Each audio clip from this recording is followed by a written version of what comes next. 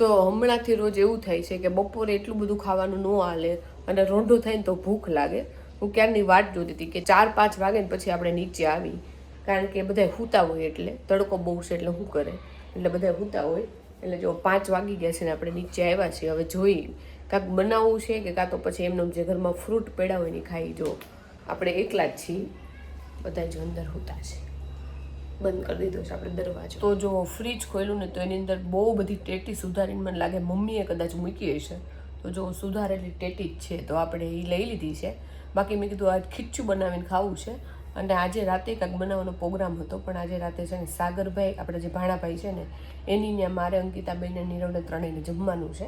એટલે કાંઈક બનાવીને તો પછી રાતનું કાંઈ હાલે નહીં. પણ તમે વિચાર્યું તો 5 વાગ્યા તો મેં કીધું કાંઈક બનાવશું. પણ ટેટી મળી ગઈ છે તો ખાઈ લઈને. ઉનાળામાં છે ને લાઈક ખીચું કે એવું બધું તેલ આરે ખાઈને તો પાછળથી બહુ પાણી પીવડાવે છે. એટલે એના કરતાં ટેટી છે ને એ સેફ ઓપ્શન છે, તો આપણે ખાઈ લઈએ. અને કેરી તો આ વખતે જે મેં એક ચીર નથી ચાખી. બોલો, એકવાર ખાલી રસ પીધો ને ઘર બહેનો તો ખાલી એ જ પીધો છે, બાકી એક ચીર મેં નથી ખાધી અને મને કેરી ખાવાની ઈચ્છા નથી. તો મને એવું હતું કે મમ્મીને હુતા હશે, પણ મમ્મીની તો જાગીને બાજુમાં ચા પાણી પીવા ગયા હતા. નીબુભાઈ એકલા હતા. નીબુ ડબ્બો ત્યાં રહેવા દેજે, કારણ કે નીબુભાઈ જો ચડ્ડી નથી પહેરી, નકર યુટ્યુબ વાળા આપણો વિડીયો ઉડાડી દે. મમ્મી હલાવતા નહીં. તો જો ટેટી મમ્મી આટલી બધી સુધારીને રાખી. મેં તો ખાઈ લીધી. હમણાં એક બીજા મહેમાન આવ્યા હતા એને આપી, પણ એને ન ખાધી. અને પાછા જો બધા ટેટી લઈને પાછા બેસી ગયા છે. અને નીબુ તારે શું ખાવું છે? ગાડી લઈને ભાઈ આવી ગયા છે બહાર.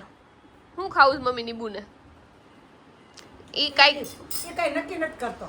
જો બધી વસ્તુ ધરી છે, હવે જે ભોગ હા ઈ જો બસ આવું મન નથી ને એટલે એમ જ કર્યા રાખે. આ જોઈને હા એને મોરા ઈ ખુદ કન્ફ્યુઝ છે કે મારે શું ખાવું આટલી બધી વસ્તુ જોઈને. બસ જો આવું કરશે ભાઈ. તો જો બધુંય રમતા રમતા છેલ્લે કુકરે આવ્યા છીએ. અને જો 2 કુકર લઈ આવવાનું તોય 2 બાંધે છે. અને આની અંદર બધી નીબુએ ગાડી ભરી દીધી છે. આજ ગાડીનું શાક બનાવવાનું. જો એમને કોઈના છોકરા કુકર થી રમતા હોય, આજો અમારા 2 કુકર લઈ આવવાનું તોય 2 બાંધે છે. બોલો જો નીબુ એની અંદર ગાડી ભરી. જો નીબુ કુકર ખોલ, બધી આખી ગાડી ભરેલી. જો તોય ઓલાનું લેવા જાય છે. જો હા પેલી વાર ચાખશું આપણે.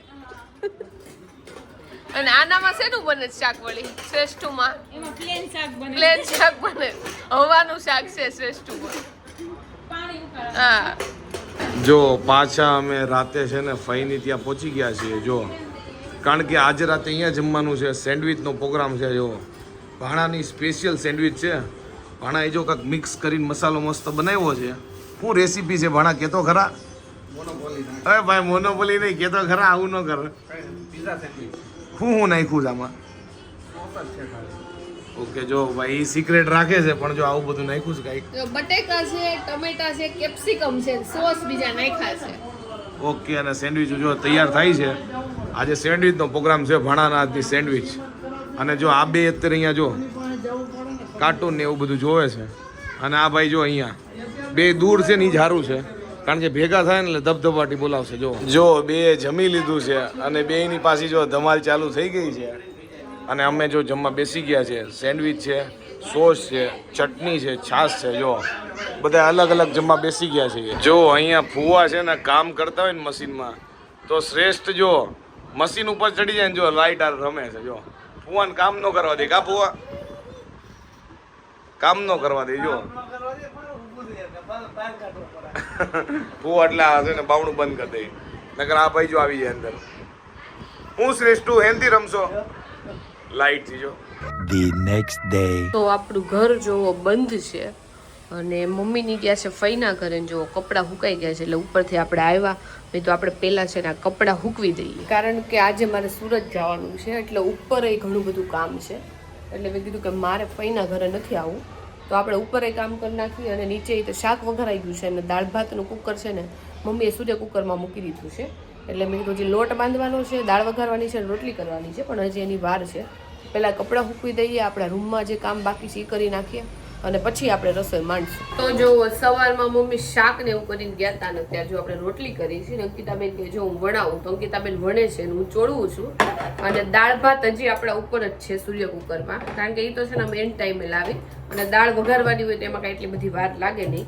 તો મમ્મી કે હમણાં હું દાળ લઈ આવી દઉં એટલે એ વઘાર નાખી. તો પેલા જો આપણે રોટલી કરી છે ત્યાં. જો રોંઢો થયો છે અને નીબુભાઈ ખાય છે કેરી.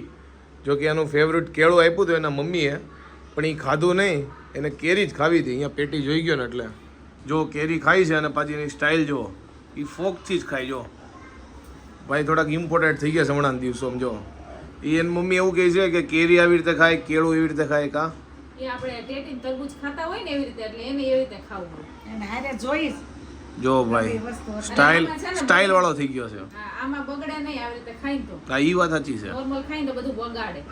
આમાં ખાય એટલે વાંધો ન આવે, નકર હાથ બગાડે છોકરાઓ.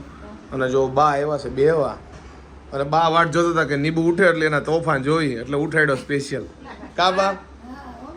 બા છે ને હવે આપણા માટે નહીં, એના માટે, આના માટે આવે. હા કે દીકરી નહીં હવે કે પાણી અપાય આપું. તો અને આ બધો છે. અય નીબુ મને આપો કેરી. જોયું રેડ્યું નાખી. કોઈને ન આપે કા.